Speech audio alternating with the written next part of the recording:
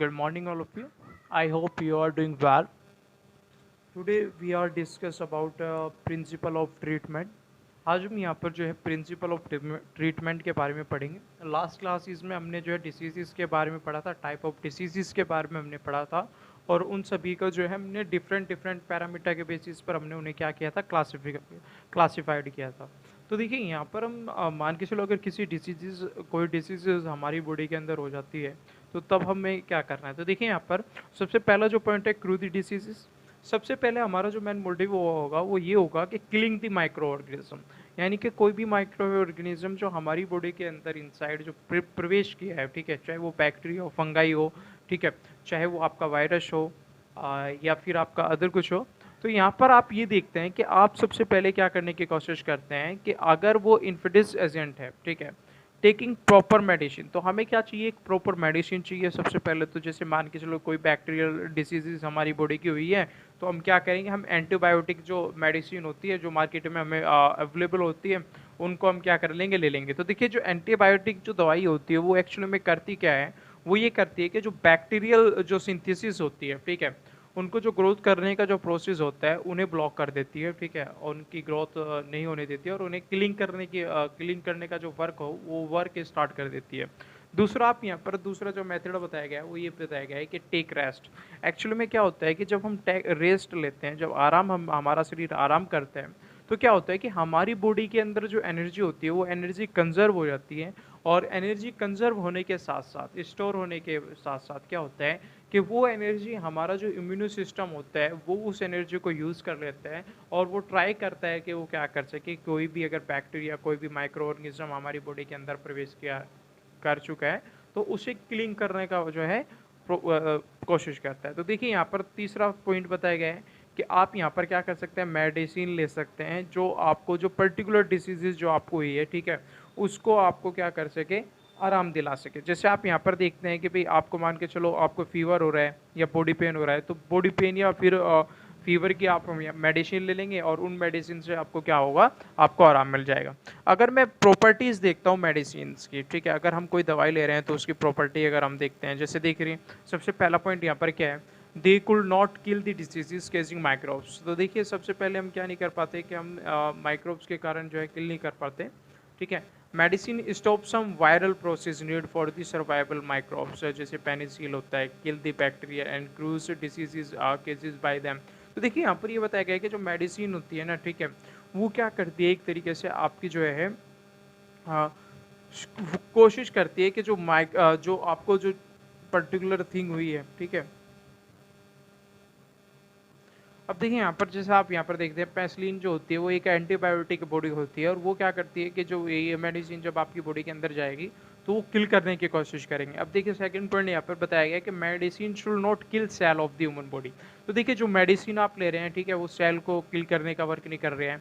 तो देखिए एक्चुअली में होता क्या है कि जैसे ही मान के चलो हम बैक्टीरिया का यहाँ पर एग्जाम्पल ले रहे हैं, तो बैक्टीरिया हमारी बॉडी के अंदर जैसे जाता है तो उसका वर्क क्या होता है कि वो आपको अपने आप को बचाने के लिए अपने सेल के सराउंडिंग क्या कर लेता है, एक सेल वॉल को प्रोड्यूस कर लेता है, ठीक है। तो ये जो सेल वॉल होती है ये उसे बचाने का काम करती है। तो इसमें हम क्या करते हैं, देखिए यहाँ पर क्या बताया गया है कि जब हम कोई मेडिसिन लेते हैं, ठीक है, एंटीबायोटिक दवाई हम लेते हैं तो वो क्या करने की कोशिश करती है कि वो जो है ग्रोथ को रिड्यूस करने की कोशिश करती है, बैक्टीरिया को किल करने की कोशिश करती है। और जो सेल वॉल जो होती है, ठीक है, जो प्रोटेक्शन का काम करती है बैक्टीरिया को, ठीक है, उसको भी क्या करने की कोशिश करती है, किल करने की कोशिश करती है। तो देखिए medicine should stop the process that are important for survival of microcells but not the human survival.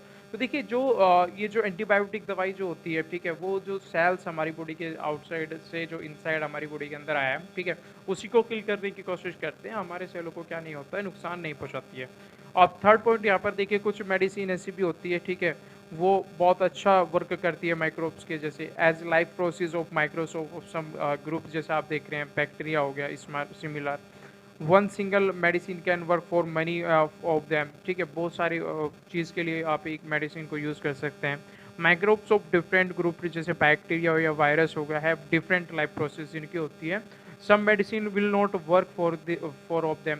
तो देखो कुछ क्या होता है कि कुछ बैक्टीरिया में कोई और डिसीज़ में क्या होता है कि आपकी कोई और एंटीबायोटिक दवाई यूज़ होती है, और बहुत सी ऐसी होती है, बहुत सी जो कॉमन जो डिसीजेज है उसमें जो है यहाँ पर एक ही मेडिसिन से आपका क्या कर चल जाता है, काम यहाँ पर चल जाता है। ठीक है, तो ये चीज़ आपको यहाँ पर क्या की गई है, बताने की कोशिश की गई है। इसके बाद आप यहाँ पर देखिए, how do we kill the microbes. So काफ़ी इंपॉर्टेंट क्वेश्चन है कि जो माइक्रोब्स वगैरह होते हैं, ठीक है, उससे हम किल करने की कोशिश कैसे करेंगे, कैसे हम उसे किल करेंगे।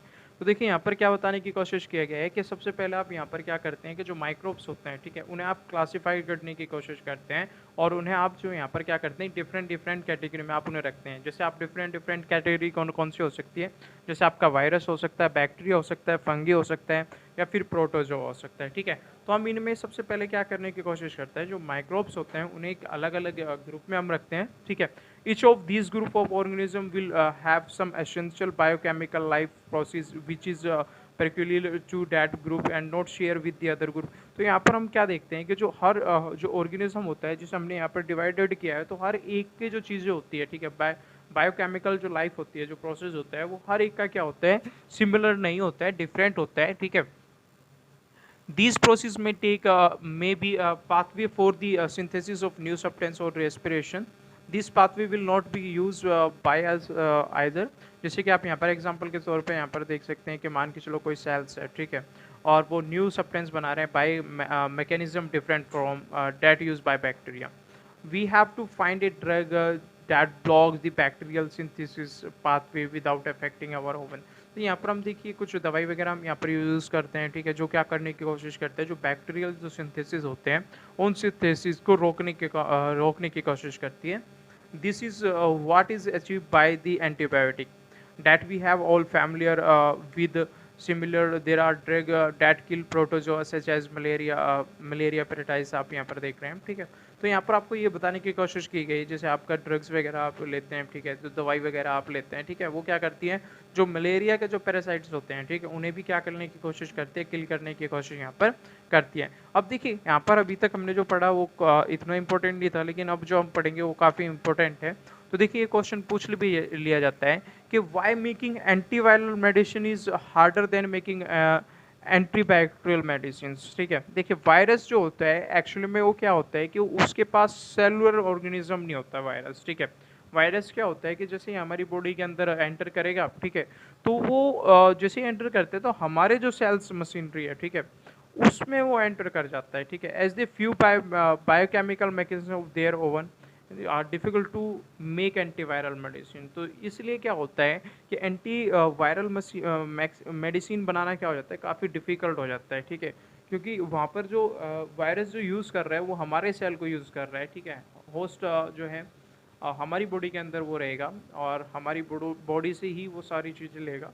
तो यहाँ पर यही डिफरेंस है इसमें। द टर्म एंटीबायोटिक अगर आप देखते हैं, ठीक है, जो ये जो दी गई थी वो आपकी वॉक्समैन ने दी थी। ठीक है, तो फर्स्ट अगर एंटीबायोटिक आपसे पूछी जा सकती है कि भाई कौन सी होती है, पेनिसिलिन जो होती है वो फर्स्ट आपकी एंटीबायोटिक दवाई थी। ठीक है, और अब यहाँ पर देखिए कैसे एंटीबायोटिक जो है वो वर्क करती है। अगर हम 20वीं सेंचुरी से पहले हम बात करते हैं तो there was no effective treatment for the infected cases by bacteria. तो अगर किसी को कोई बैक्टीरिया के कारण कोई डिसीजेज हो सकती थी तो उसका कोई इलाज नहीं था। जैसे मान के चलो किसी को एनीमिया हो गया, ठीक है, निमोनिया किसी को हो गया, ट्यूबरक्लोसिस किसी को हो गई, ठीक है, या फिर कोई फीवर वगैरह हो गया, या यूनिट ट्रैक से रिलेटेड कोई भी अगर इन्फेक्शन हो जाता है तो वहाँ पर हमारे पास क्या नहीं थी, कोई दवाई नहीं थी। लेकिन यहाँ पर क्या हुआ 1929 में एक्चुअली में क्या हुआ, एक एलेक्जेंडर फ्लेमिंग था, ठीक है, उसने यहाँ पर क्या किया, एक दवाई बनाई पेनिसिलिन, और ये जो थी आपकी वो फर्स्ट एंटीबायोटिक दवाई थी।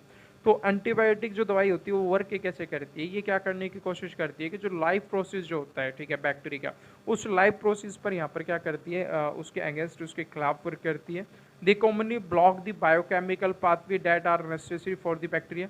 तो जो बैक्टीरिया को जो ग्रोथ करने के लिए जो बायोकेमिकल जो पाथवे होता है उसे वो रोक देती है। ठीक है, मनी एंटीबायोटिक जैसे कि आप पेंसिलिन देखते हैं work by attacking the cell wall of the bacteria. भाई सेल वॉल जो प्रोटेक्शन के लिए जो यूज़ की जा रही है, ठीक है, उसको किल करने की कोशिश करते हैं, उस पर अटैक करते हैं।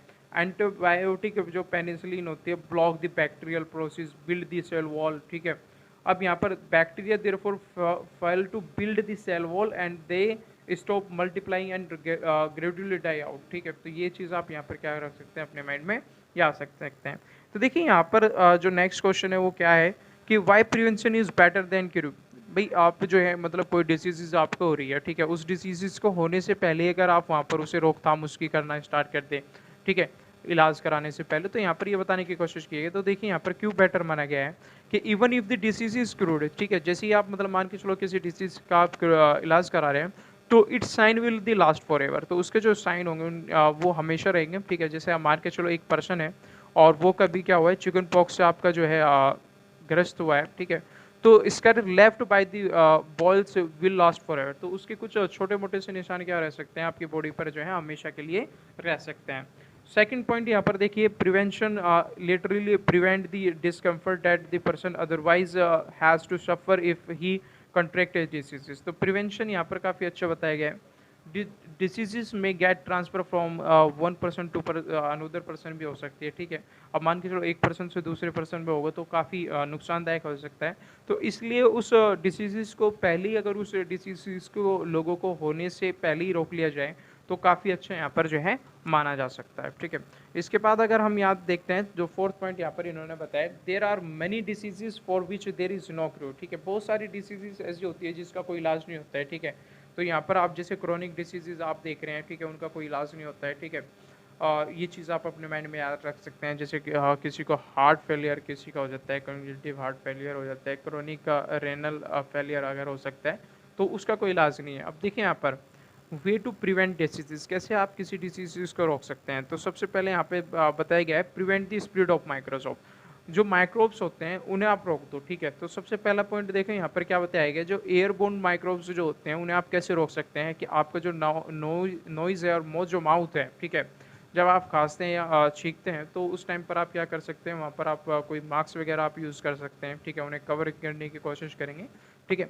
सेकंड पॉइंट यहाँ पर आपको बताया गया है कि जहाँ पर बहुत ज़्यादा लोग आपके रहते हो, ठीक है, क्राउडेड प्लेस जो हो वहाँ पर आप ना जाइए। तो वहाँ पर आप क्या कर सकते हैं कि जो एयरबोर्न जो डिसीज़ होती है उनसे आप बच सकते हैं, ठीक है। अगर वाटर बोर्न डिसीज़ से आपको बचना है तो आप यहाँ पर क्या करिए कि जो वाटर है आप वो बॉईल करके पिए या फिर प्यूरीफाई करके आप यहाँ पर जो है पी सकते हैं। तो प्रिवेंट दी सेक्सुअल डिसीजेज जो होते हैं कि जब आप अवॉइड करें सेक्स विद अननोन पर्सन, ठीक है, या फिर कोई इन्फेक्टेड पर्सन, यानी कि जिस पर्सन को आप नहीं जानते हैं उसके साथ आप जो है फिजिकली कॉन्टैक्ट ना बनाएं। प्रैक्टिस सेव सेक्स, ठीक है, ये आप यहाँ पर याद रख सकते हैं। Prevent spread of sexual through vectors आप यहाँ पर देखते हैं। अवॉइड स्टोनेट्स वाटर बॉडीज आप यहाँ पर देख रहे हैं। उसके बाद आप यहाँ पर देखिए, make a immuno system stronger by taking well balance nutrient food. अब देखिए यहाँ पर जो दूसरा पॉइंट बताया कि आपका जो इम्यूनो सिस्टम है, ठीक है, उसको आप बेटर करने की कोशिश करें। थर्ड पॉइंट आपका यहाँ पर बताया गया है, वैक्सीनेट आपका यहाँ पर देखते हैं। तो इम्यूनाइजेशन जो मैंने आपको बताया था लास्ट क्लास में, उसका क्या होता है कि वो क्या करने की कोशिश करता है, रिड्यूस करने की कोशिश करता है कंस्ट्रक्टिंग मनी डिसीजेज। जैसे मान के चलो suffering from A diseases, one is means of preventing subsequent attack by the same pathogen, ठीक है। In case of a infection for the first time of human body respect against is specified. Next time when the same microbes enter our body, to immune system respond with greater vigorous, which limited the infection more quickly and than the first time. तो देखिए यहाँ पर क्या बताया गया, मान के चलो किसी कोई माइक्रोब्स आपकी बॉडी पर क्या कर देता है, अटैक कर देते हैं, और एक बार आप जो डिसीज़ से क्या हो जाते हैं, ग्रस्त हो जाते हैं, हो जाती है वो डिसीज़, तो नेक्स्ट टाइम अगर सेम आपका जो माइक्रोब्स है या फिर कोई भी वायरस वगैरह है या फिर आपका बैक्टीरिया है या फंगाई है, वो अटैक करता है अगर सेम, ठीक है, तो आपका जो इम्यूनो सिस्टम होता है पहले से बेटर तरीके से वहाँ पर क्या करने लगता है, वर्क करने लगता है, और उस चीज़ को वहाँ पर क्या करने की कोशिश करता है, किल करने की कोशिश करता है। इस जो क्लिंग करने का जो पहचान करके क्लिंग करने का जो प्रोसेस होता है उसी आप क्या बोलते हैं, इम्यूनाइजेशन आप बोलते हैं, ठीक है। तो यहाँ पर आपको ये जो है ये चीज़ आपको क्या रखनी है, याद रखनी है। इसकी डेफिनेशन अगर आप यहाँ पर देखते हैं, इम्यूनाइजेशन की डेफिनेशन अगर आप देखते हैं, तो जैसे मैंने आपको बताया कि एक प्रोसेस है जहाँ पर आपका क्या करता है कि जो इम्यूनो सिस्टम होता है, ठीक है, इम्यूनो सिस्टम की पावर आप यहाँ पर इंक्रीज करने की कोशिश कर रहे हैं, ठीक है, कि वो कोई भी डिसीजेज होने से आपको क्या कर सके, बचा सके। तो यहाँ पर ये चीज़ आप यहाँ पर क्या की गई है, बताई गई है, ठीक है। एक इसके बाद आप यहाँ पर देखते हैं एपिडर्मिस, अगर आप यहाँ पर देखते हैं तो यहाँ पर ये बताया गया कि बहुत सारी डिसीजेज ऐसी होती है जो एक पर्टिकुलर टाइम में क्या होता है कि बहुत सारे लोगों को हो जाती है, ठीक है। तो ऐसे डिसीजेज को एपिडर्मिस डिसीज कहा जाता है, जैसे कि स्मॉल पॉक्स एक टाइम पे ऐसा था कि बहुत नॉर्मल जो इंसान थे उन्हें भी हो चुका था, ठीक है। प्लेग आप देख रहे हैं, ये भी एक ऐसी डिसीज़ है जो एपिडर्मिस की कैटेगरी में आपकी यहाँ पर आ जाती है। अब देखिए यहाँ पर आपको बताया गया है कि प्रिंसिपल बिहाइंड वैक्सीनेशन, ठीक है। तो by providing vaccination we can fool an immune system into develop a memory for a particular infection by putting some things that minimize the microbes we want to vaccinate against into the body. This does not actually causes the diseases, but this would prevent any subsequent exposure to infected microbe from turning into the actual disease. तो देखिए यहाँ पर vaccination क्या करता है, vaccination का जो main role होता है वो ये होता है कि वो आपको इम्यूनो जो सिस्टम होता है उसकी पावर को इंक्रीज करने की कोशिश करता है, ठीक है, जिससे कि वो क्या कर सके कि आपकी बॉडी के अंदर कोई भी माइक्रोब्स वगैरह जो है एंटर कर रहे हैं तो उन्हें वो किलिंग कर सके, ठीक है। तो यहाँ पर आपको यही बताया गया है, इसे आप क्या कर सकते हैं, याद रख सकते हैं, ठीक है। यानी कि वो बीमारी आपकी बॉडी में आए, ठीक है, उससे पहले ही आपको यहाँ पर क्या करने की कोशिश की जाती है, आपको ठीक करने की कोशिश की जाती है। अब देखिए वैक्सीन क्या होते हैं। वैक्सीन जो होता है सस्पेंशन ऑफ डिसीजेज प्रोड्यूसिंग माइक्रोइस्कम which is modified by killing और weakening so that the suspension will not causes disease. तो देखिए यहाँ पर क्या किया जाता है कि जो वैक्सीन होता है, ठीक है, जो आपकी बॉडी के अंदर जो है माइक्रोब्स जो गया है, ठीक है, उसको या तो किलिंग करने की कोशिश करेगा या फिर उसका जो उसको वीकनिंग उसकी वीकनेस करने की कोशिश करेगा, ठीक है, जिससे कि आपकी बॉडी के अंदर वो डिजीजेस ना हो, ठीक है। तो यहाँ पर देखिए when given to healthy person the vaccine trigger the immune system to respond and thus build immunity. अगर मान के चलो कोई हेल्थी पर्सन है, ठीक है, और उस हेल्थी पर्सन को हम क्या देते हैं कि हम उससे जो है आपका जो है वैक्सीन उसे देते हैं, तो वैक्सीन उसको क्या करेगी कि उसका जो इम्यून सिस्टम होता है उस इम्यून सिस्टम को क्या कर देगी, स्ट्रॉन्ग कर देगी, जिससे कि अगर वो उस टाइप के डिसीजेस उसकी बॉडी या फिर माइक्रोब्स उसकी बॉडी के अंदर एंटर करते हैं तो उसे वो क्या कर सके, उस डिसीजेस को होने से उसे बचा सके, प्रिवेंट कर सके। तो ये चीज़ आप यहाँ पर क्या रख सकते हैं, याद रख सकते हैं, ठीक है।